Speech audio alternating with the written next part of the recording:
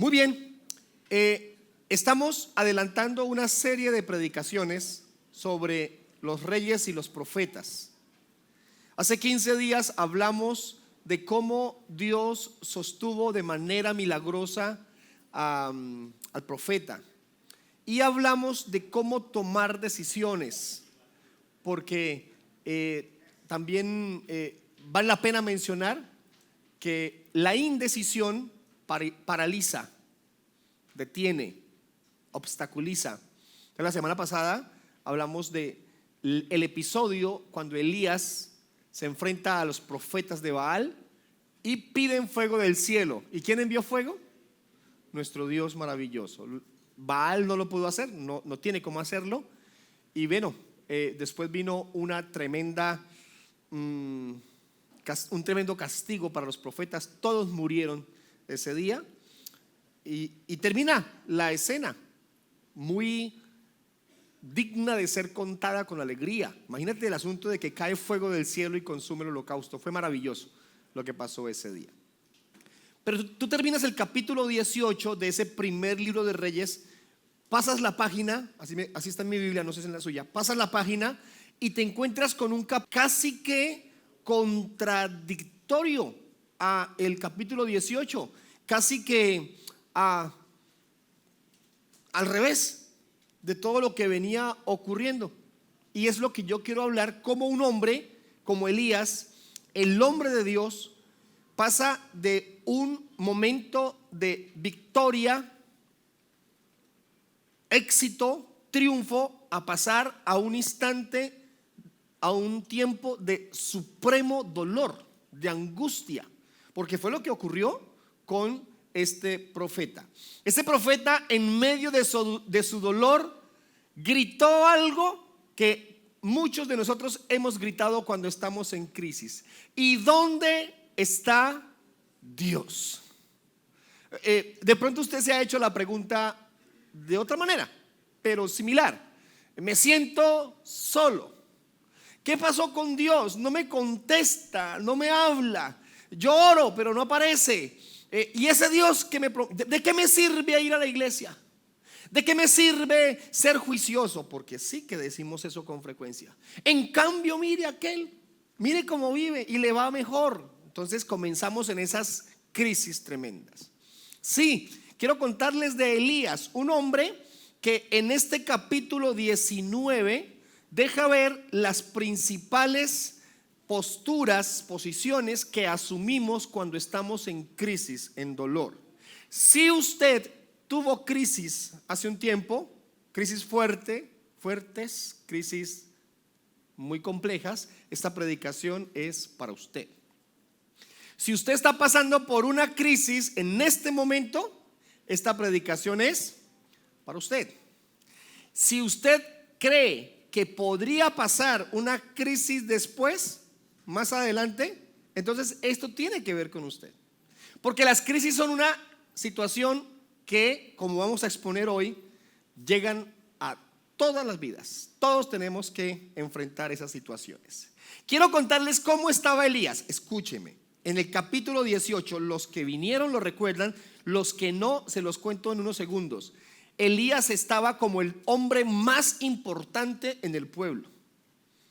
Reúnes a toda una comunidad, pones un par de novillos, 850 profetas de un Dios falso piden fuego y no hay respuesta. Elías se para frente al novillo que él escogió, levanta su voz, pide fuego y cayó fuego del cielo. ¿Cómo se sentía Elías? Yo me imagino que estaba en su máximo esplendor, alegría. No, la Biblia no dice que él era un hombre orgulloso, no, nada de eso. Pero yo me imagino el pecho que sacaba Elías en ese momento. Yo soy el hombre de Dios. Pero pasamos la página y miren lo que nos encontramos. Versículos 3 y 4, por favor.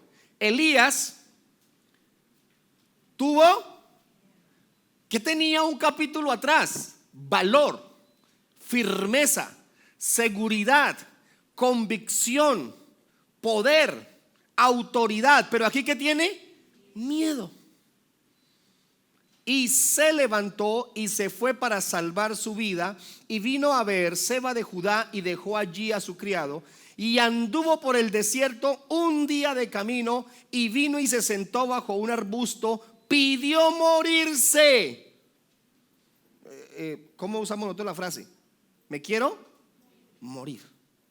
Aquí usamos en Colombia una frase muy, muy cotidiana: se echó a la pena, que es como rendirse. Ya no más, me cansé, me quiero morir. Y dijo: basta ya. Ese basta ya implica que quería un punto final para todo.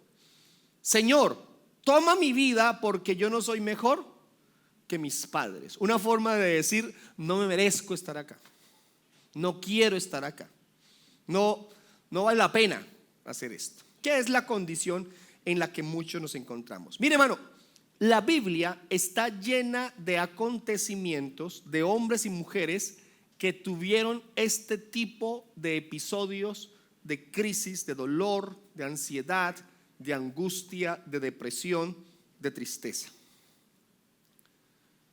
Y digo que está llena porque hay muchos apartes bíblicos que dan recomendación a las personas que están en esta condición.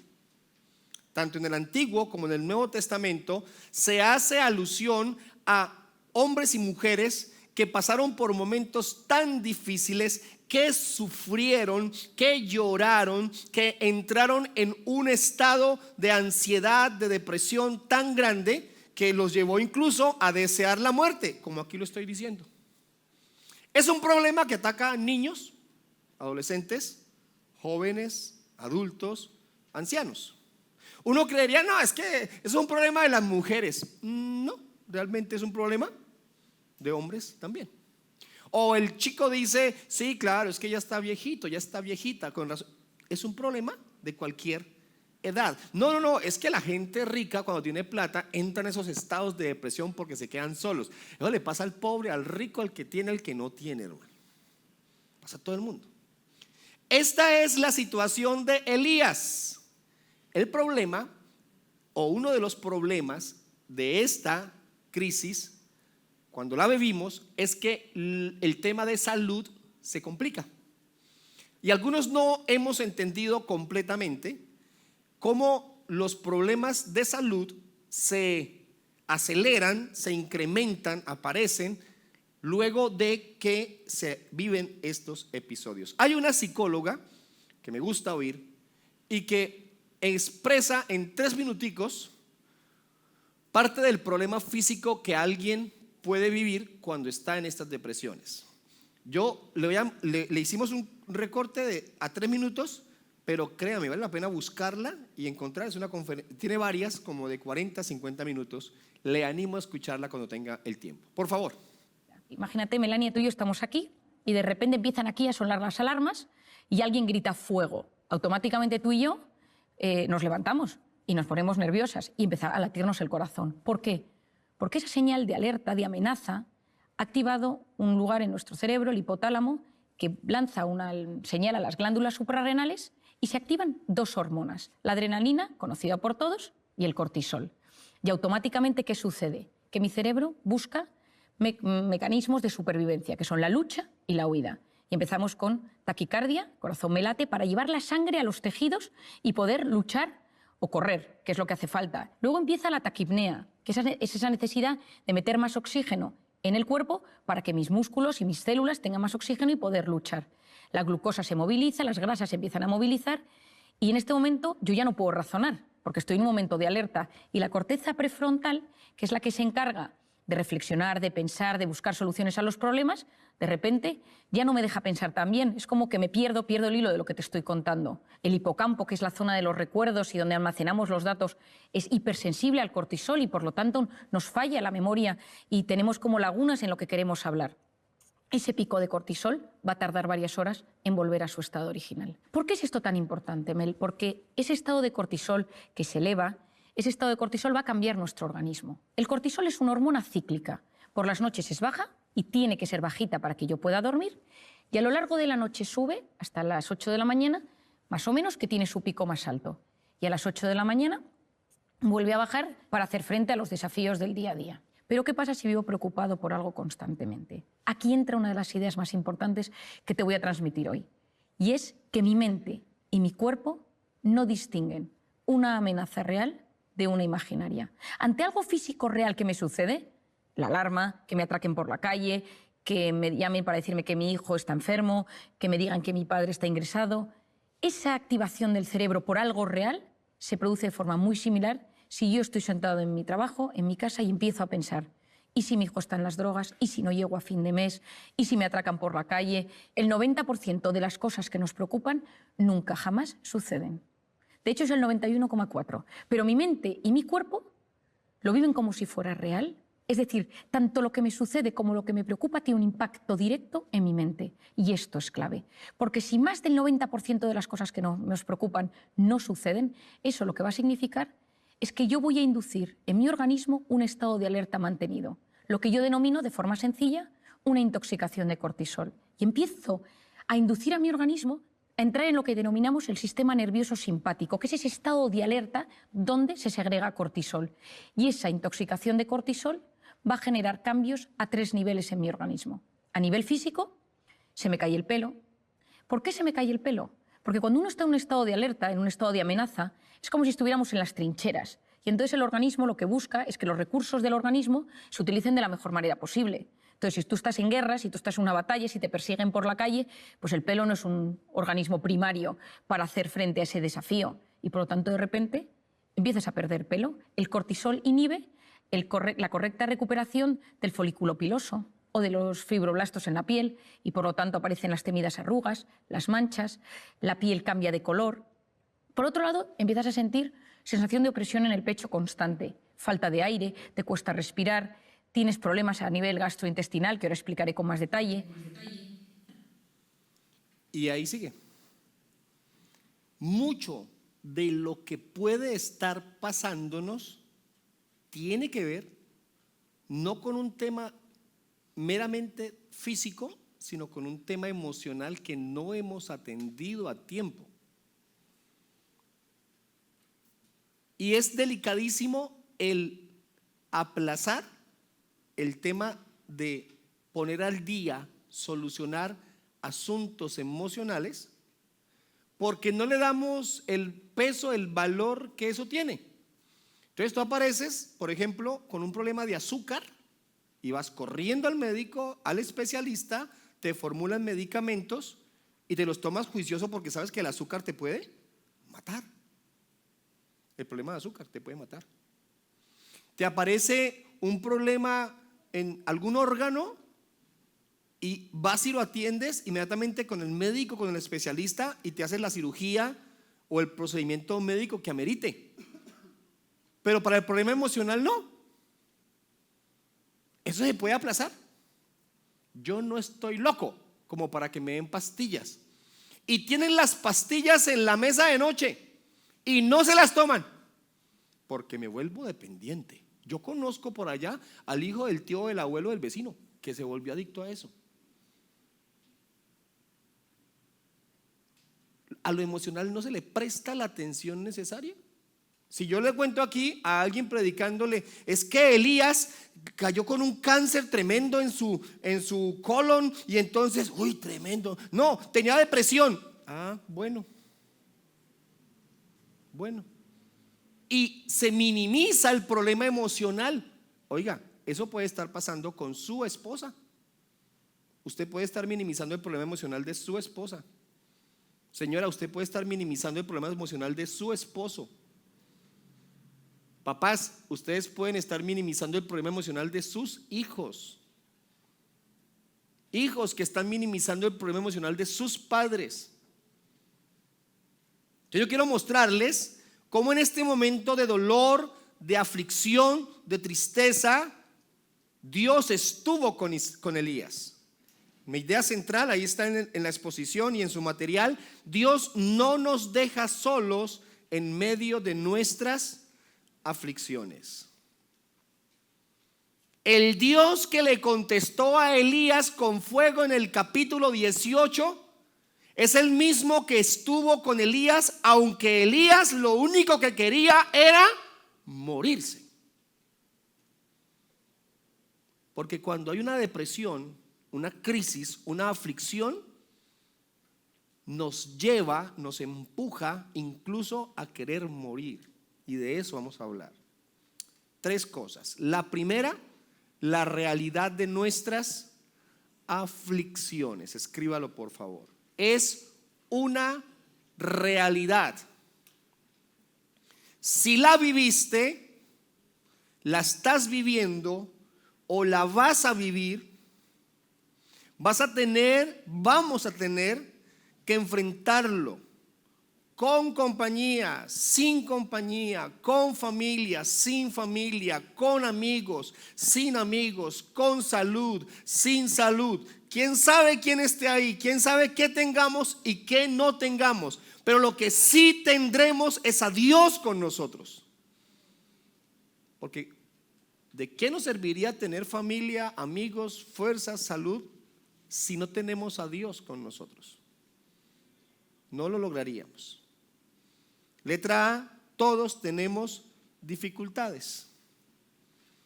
Pueda que las suyas no sean tan complicadas como las de la persona que está al lado suyo, al frente o atrás. Pero no porque sea menos complicado o más complicado, vamos a minimizarlo o maximizarlo. No vengo a decirles, su problema es pequeño, no se preocupe. No porque su problema, aunque sea más pequeño que el de otro, le está causando angustia, desespero. Y ahí es parte de nuestro proceso ser empáticos con esas personas que sufren, así sus problemas no sean tan graves. Respetemos el dolor del otro, respetemos su tristeza. Pero ¿qué le dice él a ella cuando está sufriendo? No sea boba, no le ponga cuidado a eso, no le eche mente a eso, olvídelo, ya supérelo. Nada más despectivo que decirle a alguien que no sufra por algo cuando está sufriendo. Nada más despectivo que decirle a nuestro hijo, no les ponga cuidado, pase por alto eso, no importa que se burlen de usted. Claro, enseñémosle valor, enseñémosle fortaleza, démosle buen ejemplo, pero respetemos su dolor, respetemos sus lágrimas. ¿Qué tal que Dios le hubiera dicho a Elías, párese ahí, hermano, vaya a ver dónde tiene que ir, a dónde lo mandé? Dios no hizo eso con Elías. Aquí el punto es una pregunta que tengo en la letra B. ¿Cómo reaccionamos ante las aflicciones? Pero ¿cuál era la angustia de Elías? ¿Por qué pasó de ser el hombre victorioso a ser el hombre derrotado? ¿Por qué pasó de ser el hombre seguro al hombre inseguro, al hombre vulnerable, al hombre propenso a perder, a caer? Leamos parte de la historia. Dame el versículo 1 y 2, por favor. Acab le contó a Jezabel todo lo que Elías había hecho y cómo había matado a espada a todos los profetas. ¿Cuántos profetas dijimos que había matado? 850. Yo me imagino la conversación del rey con la esposa, ¿no? ¿La esposa cómo se llamaba? Jezabel. Llega Acab al palacio, donde viviera. ¿De dónde viene? No, hicimos tremendo reto. ¿Qué Dios respondía con fuego? ¿Y qué pasó? No, pues ganó Dios, el rey, el Dios de Israel, Jehová. Cayó fuego. ¿Y qué más pasó? No, pues Elías mató a todos los profetas de Baal porque perdieron ellos. Yo me vino a saber, ¿cómo así que dejó matar los profetas? Mi hija, cálmese. Seguramente, yo no sé cómo le decía Acab a la mujer. Cálmese. Entonces la mujer contestó, versículo 2. Entonces Jezabel le mandó un WhatsApp a Elías, un mensaje, ¿cierto? Un mensaje a Elías diciendo: así me hagan los dioses y aún me añadan, si mañana a estas horas yo no he puesto tu vida como la vida de uno de ellos. ¿Sabe qué dijo Jezabel? mañana a esta hora, Elías, vas a estar muerto. Entonces Elías entró en pánico. Yo no sé si usted ha estado en amenaza de muerte. No creo. De pronto uno que otro, sí, pastor, una vez pasó. Ok, es posible. Pero ¿qué lo angustia a usted? A este hombre lo angustió la amenaza de muerte. Hay muchos temores que tenemos, muchos miedos. Algunos tienen temor a la enfermedad. Yo atiendo un caso con una persona que tiene, ¿cómo se dice? Fobia, pánico a la enfermedad. Discúlpeme, no recuerdo el nombre, el médico. Le tiene pánico. Cepillarse los dientes con la luz apagada porque le da miedo sangrar en la encía. Les hablo de un problema crónico y se cuida muchísimo por el temor de enfermarse. Entonces, esta noticia lo alertó. ¿Qué lo alertaría a usted? ¿A qué le tiene temor?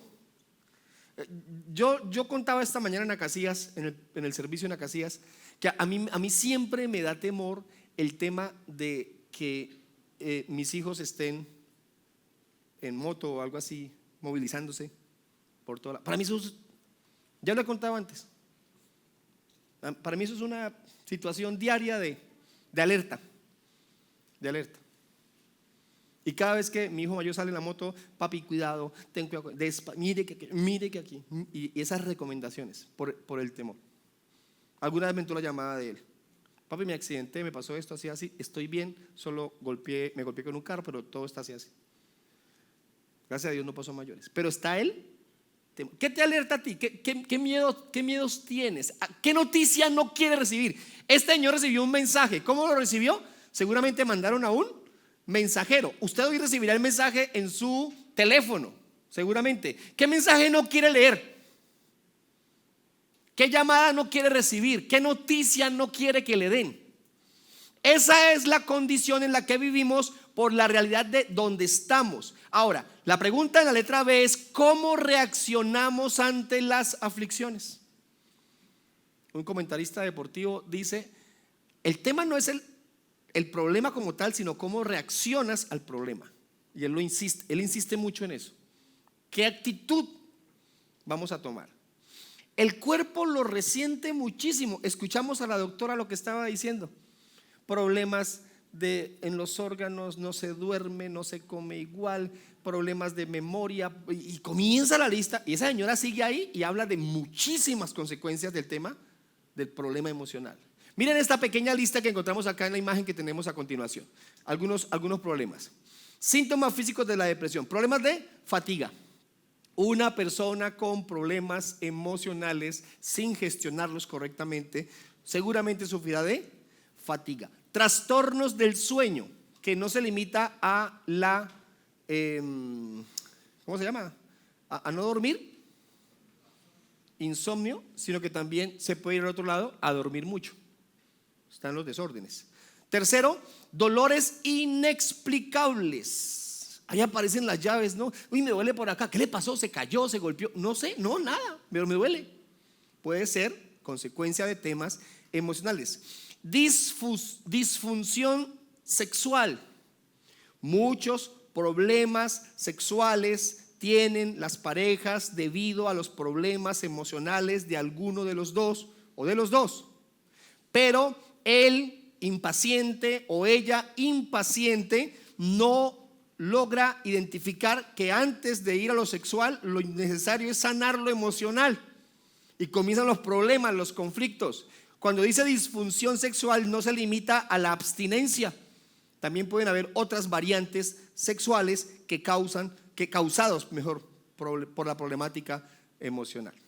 Por último, la inquietud. Esa inquietud va relacionada con ese estado de máxima alerta permanente que los hace estar nerviosos y con ello propensos a una cantidad de cosas. ¿Cómo reaccionó Elías? ¿Cómo reaccionamos nosotros? Ahí está en su material. Número 1, sentimos miedo. El versículo 3 dice: Elías tuvo miedo. Creo que todos aquí sabemos qué es el miedo, pero defínalo. Defina qué es el miedo. Y no es tan sencillo, pero todos lo hemos Sentido. Elías lo sintió. Es ese estado de completa alerta, preocupación, angustia, temor de lo que puede llegar a pasar. Esa incertidumbre que causa ansiedad porque no sabes con qué te vas a encontrar. Y eso fue lo que tuvo Elías, miedo. Muchos de nosotros aquí padecemos de esa situación, del miedo. Segundo, ¿qué hacemos? Huimos. Versículo 3, Elías tuvo miedo y se levantó y se fue para salvar su vida. El huir es un mecanismo de defensa muy natural del ser humano. Cuando está en riesgo, lo correcto es huir. Pero en el tema emocional, muchos huyen porque no quieren enfrentar su problema. Por eso algunos se van de casa, otros se van del barrio, otros se van de la ciudad, otros se van del país, porque no quieren enfrentar algo que podrían enfrentarlo si su vida emocional estuviera más estable. No es que todos los que se vayan estén mal, estoy diciendo que algunos se van por esa motivación. Por eso algunos se van de la iglesia, porque no tuvieron la capacidad emocional de sentarse y solucionarlo. Prefieren huir, físicamente huyen. Ahora, hay algunos que sin irse están huyendo. Por eso es que algunos esposos, algunos varones duermen con su esposa, pero emocionalmente huyeron hace meses. Por eso es que algunas mujeres duermen con su esposo, pero emocionalmente huyeron hace meses. Por eso es que algunos hijos viven en casa con los papás, pero emocionalmente huyeron hace meses. Por eso es que algunos padres huyeron emocionalmente de sus hijos, porque prefieren aislarse emocionalmente para no entrar a solucionar, a arreglar, a confrontar algunas situaciones. Elías decidió huir porque tenía miedo, y se vale. Se vale. Tuvo miedo, lo amenazan de muerte, pues naturalmente va a querer irse. Pero ese huir no era lo que debía hacer, sin embargo fue lo que decidió. ¿Saben qué hacemos cuando estamos así? Punto 3, nos aislamos, deambulamos. Se lo leo, versículo 4, por favor. Y anduvo, ¿por dónde? Por el desierto. ¿Cuánto tiempo anduvo? Un día de camino. ¿Cuánto recorrido haces en un día de camino? ¿Cuánto puedes caminar? Estuvimos estudiando sobre el tema. 10, 11, 12 kilómetros. Puedes caminarlos. 12 kilómetros. Más o menos Elías caminó 10, 12 kilómetros. Y cuando dice anduvo, quiere decir que no le ha pasado. ¿Dónde estaba? Caminando por ahí. En la moto dando vueltas. En el carro dando vueltas. En la bicicleta dando vueltas. A pie dando vueltas. ¿Por qué? Porque no sé qué hacer. Entonces te provoca el deseo de aislarte. Hoy en día es más fácil para algunos porque se encierran. Le ponen llave a la puerta y se encierran. Otros se aíslan por medio de sus prácticas, sus series, sus juegos. Se mantienen aislados de este mundo. Emocionalmente desvinculados. ¿Qué sabes de mi mamá, papá? Él está fuera de la ciudad, lleva 3 días por fuera de la ciudad. Él viajó y viven en la misma casa. Desvinculados emocionalmente. No voy a ir donde tu mamá, que la tengo en la clínica. ¿Mi mamá está enferma? ¿Mi papá está enfermo? ¿Mi hermano está enfermo? ¿Mi hermana se fue? Desvinculados emocionalmente. Tiene más vínculo emocional, entre comillas, porque no es emocional, es un vínculo ahí todo raro, con otras personas que ni conocen por medio de sus redes sociales y juegos, que con la gente que vive con ellos. Y eso aplica para chicos, jóvenes y adultos, que no es una situación solamente de los muchachos. Y llegamos al extremo, punto 4, de que deseemos incluso la muerte. ¿Qué dijo Elías? Pidió morirse y dijo, basta ya, versículo 4. Dijo, me quiero morir. Y quisiera por un momento mencionarlo. Hermanos, hermanas, amigos, damas, señores, es tan dura la crisis en ocasiones, tan difícil de enfrentar, que el pensamiento de morir se pasa por nuestra mente. Y para sorpresa de algunos, creo que ya no tanto, pero sigue siendo sorpresa para algunos, es un tema que se da en 8 personas de cada 10 en algún momento desear morirse. No estoy hablando del suicidio, que es un paso más allá con el tema de morir. Estoy hablando de un momento de crisis que te hace pensar, bueno, ¿y qué pasaría si me muriera? ¿Qué pasaría si dejo de hacer esto? Ya me cansé, ya no lucho más con esto, dicen algunos. Ahora, no quiero confundirlo, pero le animo a pensar en esto. Elías se bota debajo del árbol y dice, me quiero morir.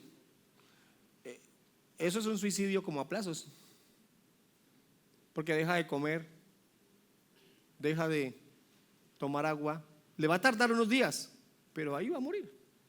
Es decir, que lo está haciendo en una versión larga. Otra vez, es como cuando el médico te dice tienes que hacerte la cirugía y dices no, yo no me la voy a hacer, no la necesito.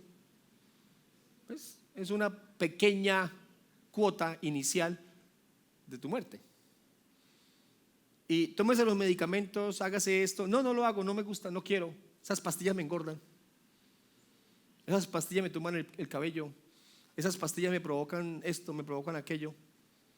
Yo no le estoy diciendo que se tome lo que le hace daño, pero si necesita acompañamiento médico, le sugiero busque la mejor opción para que lo haga. Y dejemos ese concepto religioso que un cristiano no tiene por qué tomar pastillas. No, señor, Dios lo tiene que sanar. Primero, Dios no tiene que hacerlo. Dios no está obligado con ninguno de nosotros. No está obligado.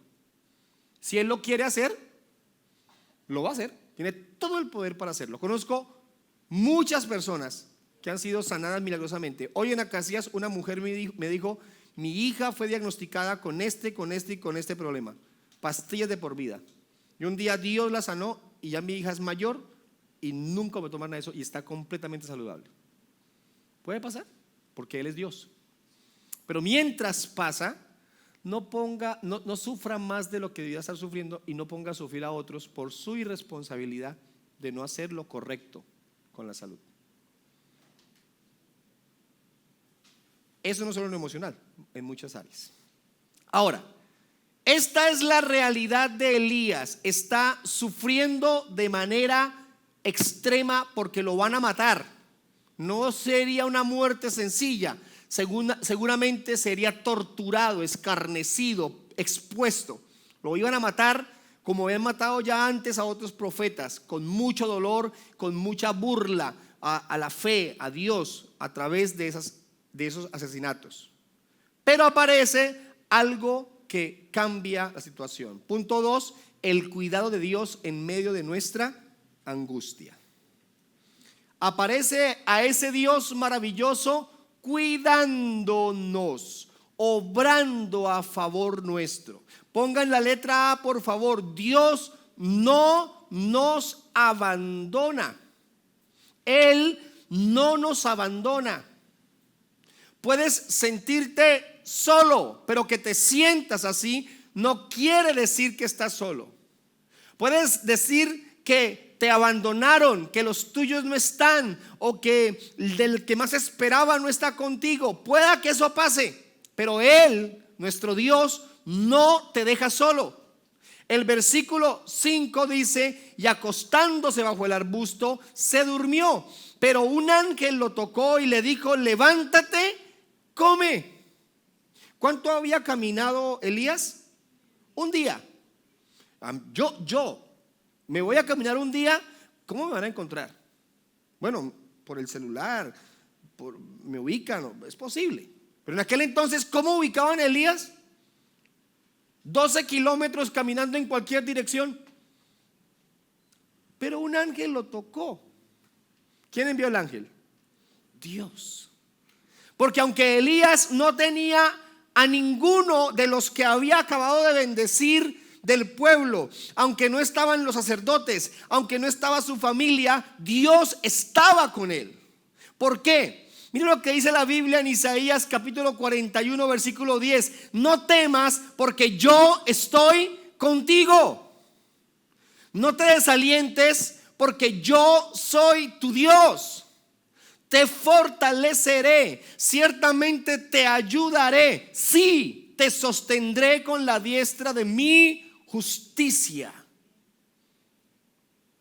Pero no falta el que muy correctamente levante su manito y diga: pastor, pero eso se lo dijo Dios a Israel por allá hace 600 años antes de Cristo. Tiene toda la razón. Esta no es una promesa para nosotros, por lo menos este versículo no. Pero tenemos la bendición que este versículo se replica en boca de hombres de Dios en el Nuevo Testamento. Por ejemplo, Jesucristo dijo: he aquí, yo estoy con ustedes todos los días hasta el fin del mundo. Entonces estamos hablando de una promesa que fue para otros, pero que se ha movido por toda la historia hasta nuestros días y está vigente hasta el final, porque Dios prometió estar con nosotros hasta el final. Porque hay promesas que no son para nosotros, que fueron exclusivas para alguien en el Antiguo Testamento y que no tienen vigencia hoy. Esta sí, porque se replica en el Nuevo Testamento. Le animo a discernir qué promesas está reclamando que no son para usted, o cuáles sí debiéramos estar reclamando, pidiéndole a Dios, pero ni las conocemos porque no somos responsables de un estudio concienzudo de la palabra. Lo importante aquí es rescatar que Él nos promete estar con nosotros y que Él, letra B, provee de manera milagrosa. Dios provee de manera milagrosa. Acostándose, versículo 5, acostándose bajo el arbusto, se durmió, pero un ángel lo tocó y le dijo: levántate, come. Hermano, le mandó de chef a un ángel. A un ángel. Versículo 6: entonces vio que en su cabecera había una torta cocida sobre piedras calientes y una vasija de agua. Comió y bebió y se levantó a exaltar a Dios y a proclamarlo. ¿Sí? ¿Sí? ¿Eso hizo? ¿Qué hizo? Comió y bebió y volvió a acostarse. Porque a veces lo más espiritual que puedes hacer es descansar. Es parar, es calmarte. A veces lo más espiritual que puedes hacer es hacer silencio. Ahora no es que nos la pasemos durmiendo, no estoy diciendo eso.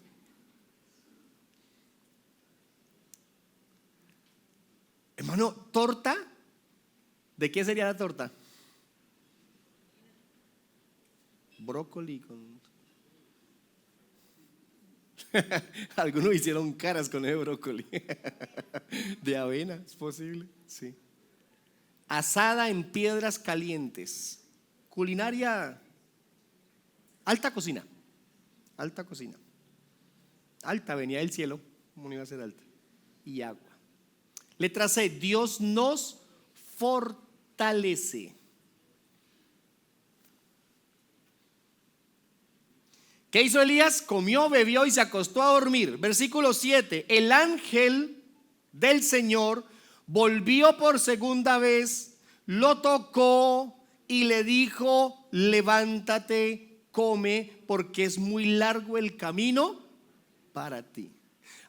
Repito, Dios no: Elías, ¿qué hace ahí botado? Párese, sea responsable. No, hermano, a mí me parece un acto muy cariñoso lo que hizo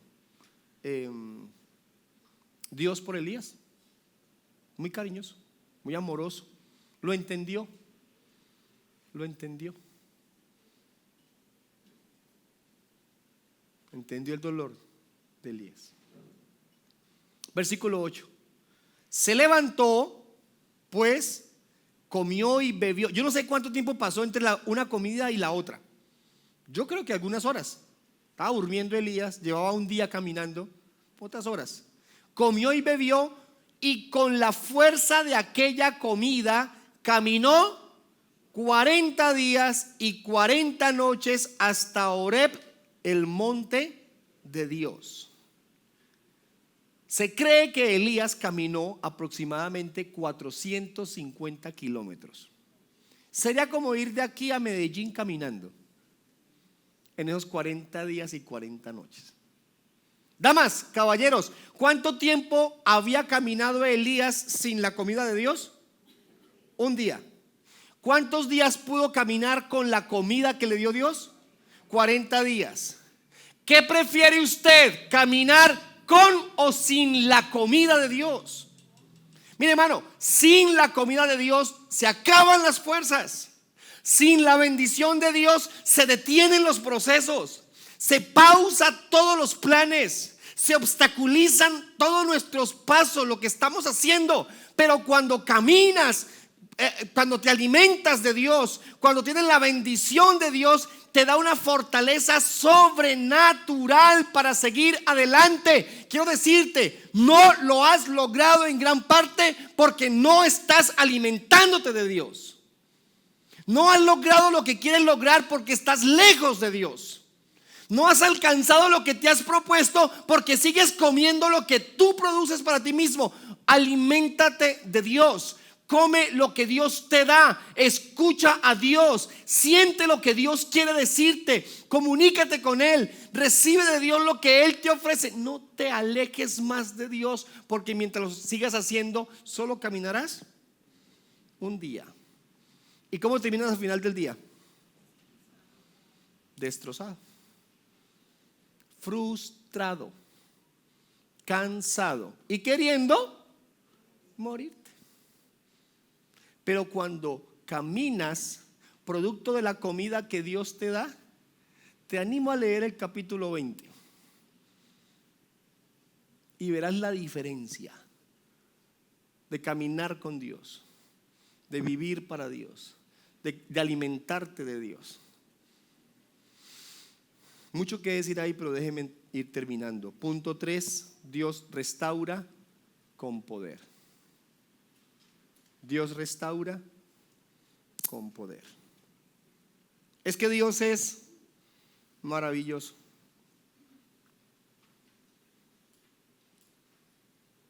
Yo he tenido momentos de aflicción y sé lo que es esperar algo de alguien y que no llegue.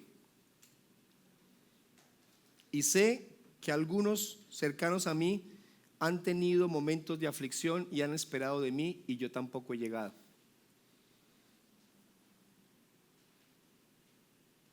Pero Dios está ahí. Dios no nos deja. Dios, letra A, no deja de hablarnos. Él no deja de hablarnos. A mí eso me parece fabuloso. Está Elías botado debajo de un árbol dejándose morir y diciendo: ya, por fin, me aislé de todo, aquí no llega nadie. Y el ángel: Elías, Elías. Y le habló Dios: porque el largo camino te resta, te falta mucho por caminar. Y mire lo que pasa en el versículo 9.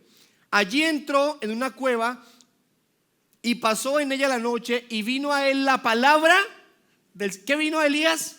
La palabra de Dios. ¿Necesitas oír a Dios? Ve a la palabra. No, pastor, yo estoy metido con Dios, yo estoy esperando que un hombre, una mujer de Dios me hablen. ¿Y cuánto va a esperar? No, lo que tenga que esperar, días, semanas, meses. No, yo prefiero leer la Biblia. Yo la abro y me habla ya. No, yo estoy esperando que tenga un sueño, una visión. ¿Y cuánto tiempo va a pasar? No, pues no sé. No, yo prefiero leer la Biblia.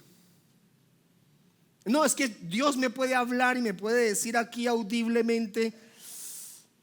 No, yo prefiero leer la Biblia. Dios sí lo puede hacer, pero Él definió que la forma en cómo se comunica hoy con nosotros es por su palabra. Es que yo me soñé, bueno, ok. Es que a mí yo sentí que Dios me dijo, ok. Pero cuando alguien me dice libro tal, capítulo tal, versículo tal, entonces ahí sí le presto atención a eso. Él dejó su palabra para hablarnos todos los días, en todo tiempo. Él quiere hablarnos, y como quiere hablarnos, también quiere escucharnos. Letra B, Dios nos escucha. Él escucha tu oración bonita de rodillas, con lágrimas, pero también escucha tus quejas. Señor, me siento así, me siento mal, me duele el alma, me duele. ¿Por qué sí? ¿Por qué no? ¿Por qué el pastor? ¿Por qué el líder? ¿Por qué aquella? ¿Por qué aquel? ¿Por qué el gobierno? ¿Por qué aquí? ¿Por qué allá? Todo eso dígaselo. Él nos quiere escuchar. Versículo 10. Elías respondió: he tenido mucho celo por el Señor de los ejércitos. Y comenzó a hablar con Dios. ¿Sabes qué estaba diciendo Elías ahí? Señor, es que yo lo estaba haciendo por esto. Y estaba equivocado Elías.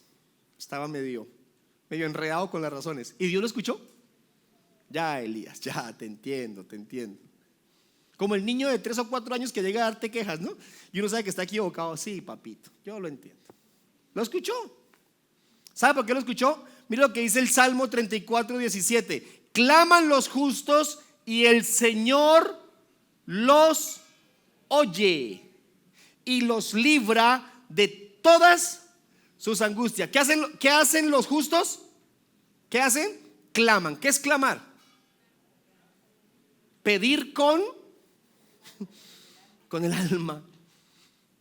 Suplicar, clamar. ¿Y qué hace Dios? Los oye.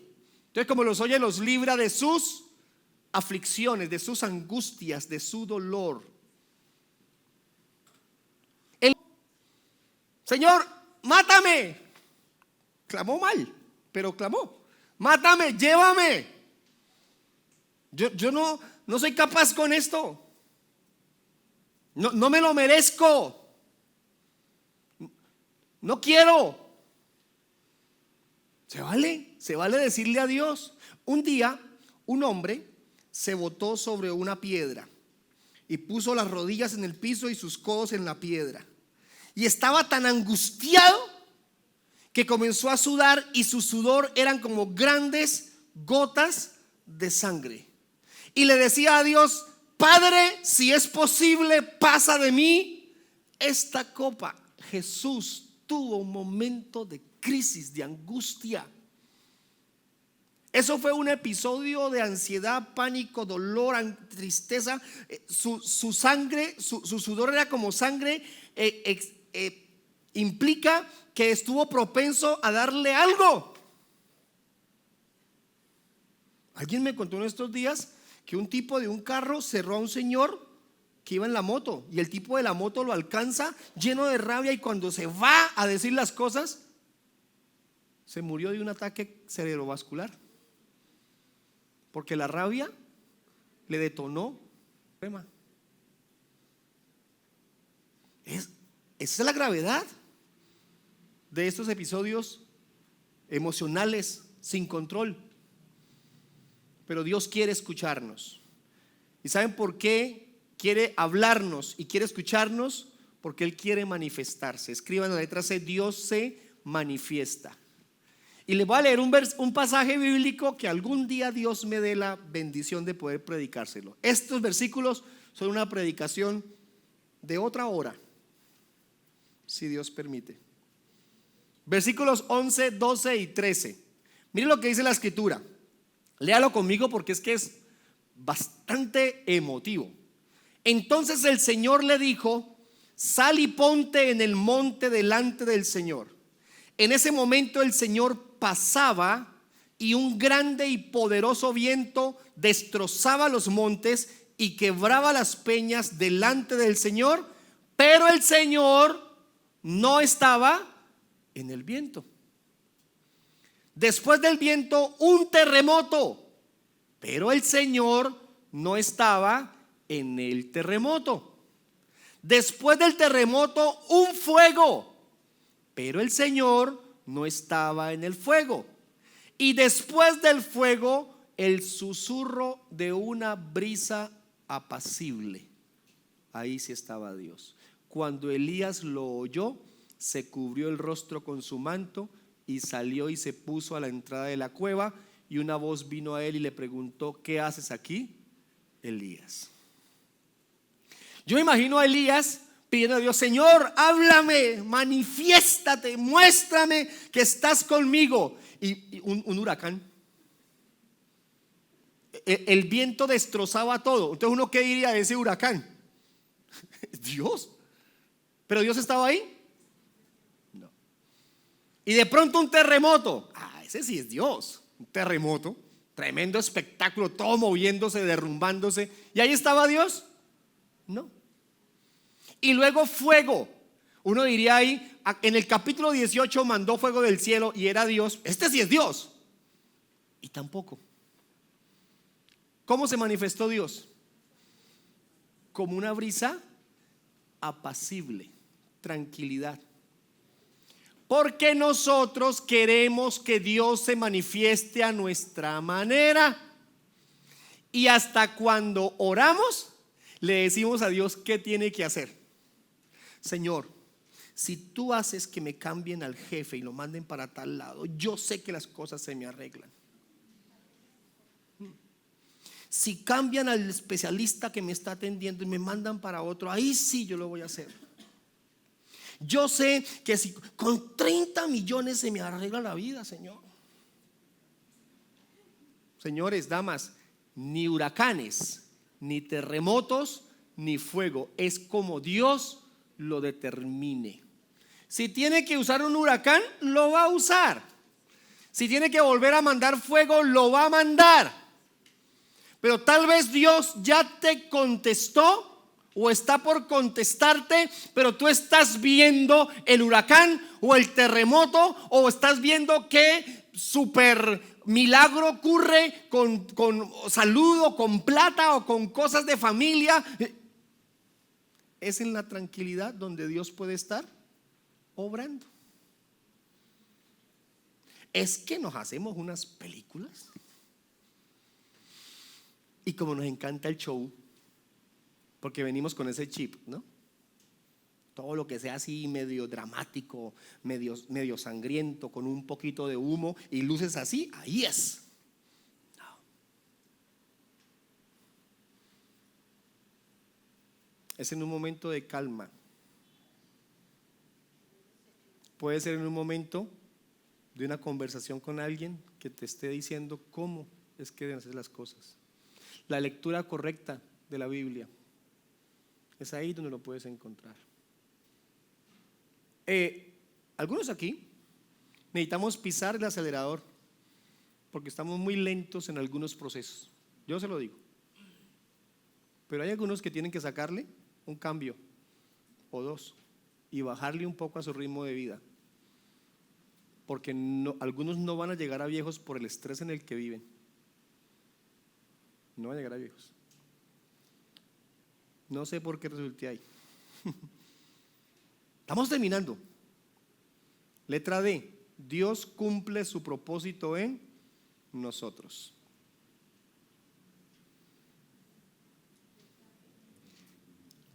¿Por qué Elías, si lo iban a matar?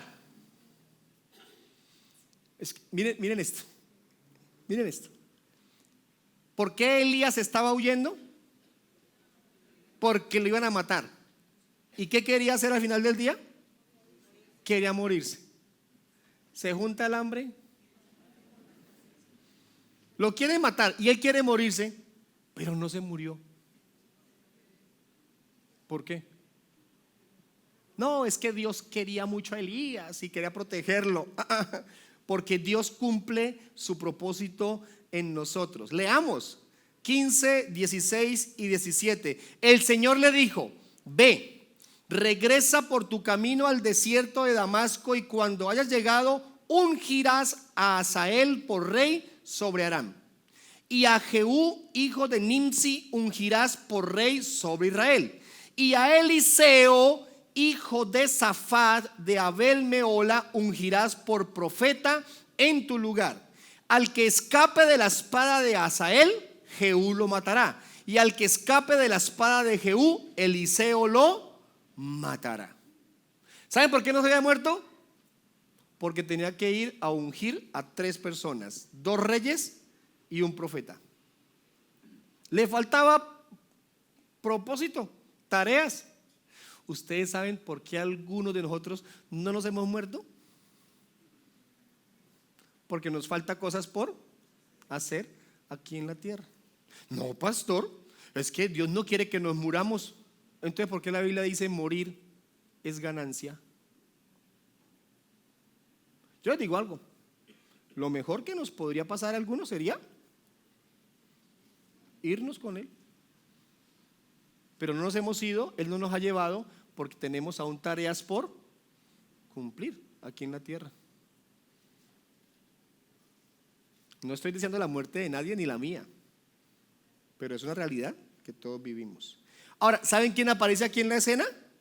Hazael, un rey, Jehú, otro rey, ¿y quién más aparece? Eliseo. El próximo domingo vamos a predicarles sobre cómo llamó Dios a Eliseo. Y lo reto a que venga, porque debe contestar, vamos a contestar a la pregunta si nos parecemos sí o no a Eliseo.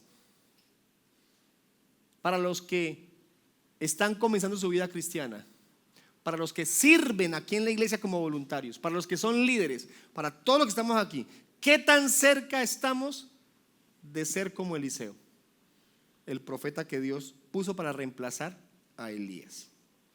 Letra E y termino. Dios nos sostiene en medio de la adversidad. Dios nos sostiene en medio de la adversidad. Versículo 18. Pero dejaré 7,000 en Israel, todas las rodillas que no se han doblado ante Baal y toda boca que no lo ha besado. ¿De qué estamos hablando ahí? Pues que Elías decía: yo soy el único juicioso en este país. Yo soy el único que no ha caído en el pecado de seguir a Baal. Miren, Dios, yo soy. Y Dios le dijo: venga. Está bien. Es bueno que usted sea así de juicioso. Pero como usted, tengo a 7,000 que yo he guardado para que hagan lo mismo que usted está haciendo. ¿Quién lo sostuvo? Dios mismo. La única manera de mantenernos en nuestra fe caminando con Dios es porque Dios nos sostiene. Usted y yo estamos incapacitados de caminar con Dios, de ser fieles a Él, si lo hacemos en nuestras fuerzas. Pero cuando Él nos sostiene, entonces ahí es cuando logramos cosas en el Señor. Póngase en pie y le leo algo que dijo nuestro Señor Jesucristo. Juan capítulo 16, versículo 33, aquí están las proyecciones. Para los que están pasando por crisis, para los que están sufriendo, para los que están luchando, para los que no encuentran solución, para los que están deseando morir, para los que dicen: ¿por qué tengo que pasar por estos problemas si yo soy juicioso, si yo voy a la iglesia, si yo apoyo en la iglesia, si yo sirvo en la iglesia, si yo ofrendo en la iglesia, si yo diezmo en la iglesia? Porque hay una promesa. Jesús dijo: estas cosas les he hablado para que en mí tengan paz. En el mundo, en Colombia, en Villao, tenemos tribulaciones, tendremos crisis, dolor, sufrimiento. Pero confíen, yo he vencido al mundo. Jesús dijo esto para que todos los que estemos aquí en esta mañana, para los que vean este video después, podamos decir: es una realidad, tenemos que enfrentar momentos de crisis, pero el Señor Jesús, que murió y resucitó y prometió volver por nosotros, ha dicho con firmeza que Él venció a este mundo, para que nosotros también podamos ser victoriosos en Él. Para que también podamos decir: Él está con nosotros en medio de la crisis. Y cuando dice que está con nosotros en medio de la crisis, no dice que la va a detener. No dice que todo va a terminar ya. Yo no vengo a decirle que su enfermedad, que su problema hoy se acaba. No. Ojalá fuera así, pero no lo sé. Entonces no le voy a prometer lo que no sé. Pero lo que sí le puedo decir es que en medio de su problema, en medio de su crisis, en medio de su dolor, de sus lágrimas, de su angustia, Dios nunca lo va a dejar solo. Nunca lo va a abandonar.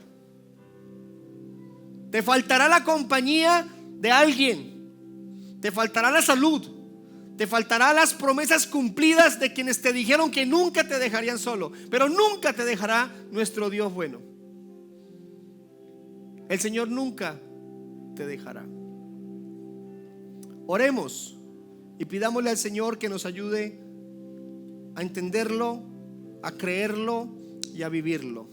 Padre, damos honor a ti, alabanzas, gloria y honra a tu precioso nombre. Y te pedimos, ayúdanos a persistir, por favor, en esta verdad maravillosa de creer desde lo profundo de nuestro ser que nunca nos dejarás solos, que nos vas a sostener, nos vas a fortalecer, nos vas a hablar, nos vas a escuchar,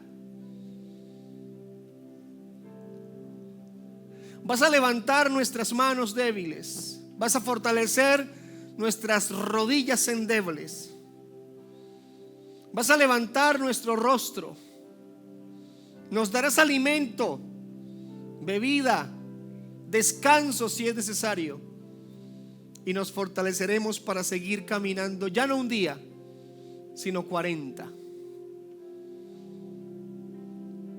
Esto implica la capacidad de poder sobreponernos y seguir adelante. Los problemas de Elías no terminaron ahí. La amenaza no se sostuvo.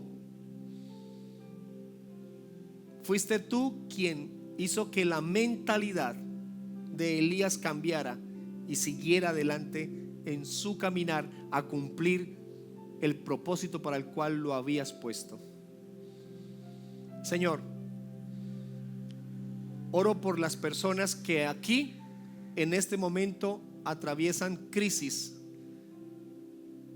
en sus emociones. Para los que tienen una situación de salud complicada por su ansiedad, su depresión, su angustia, que les lleva a extremos, que incluso algunos están medicados. Oro por ellos. Oro por los que, sin estar en esa crisis tan alta, están viviendo momentos de dolor y tristeza que les agobian. Oro por los que no están en esa condición, pero que bien podríamos estar después padeciéndola. Ayúdanos. Ayúdanos a entender mejor al que padece estas situaciones, a ser más intencionales en nuestro deseo de ayudar, de bendecir. Damos honor a ti, damos alabanzas a ti. Y a las personas que hoy nos visitan por primera vez, les animamos a creer en Jesús como Salvador, como Redentor. Si hoy tú dices: quisiera acercarme a Dios para recibir la ayuda, para poder enfrentar mis crisis, mis luchas, quiero decirte que la manera de hacerlo es a través de Jesucristo como Salvador. Si quieres, repite por favor esta oración conmigo. Di: Señor, te pido perdón por todos mis pecados. Reconozco mis errores, mi incredulidad, mis malas acciones, pero con toda alegría también reconozco que te necesito, que tú eres mi Salvador, mi Redentor. Creo en Jesús como mi Salvador. Creo en Jesús como mi Señor. Quiero ser contado como tu hijo, tu hija, y con ello tener el bendito regalo de la vida eterna. Amén y amén. ¿Quieres dar un aplauso?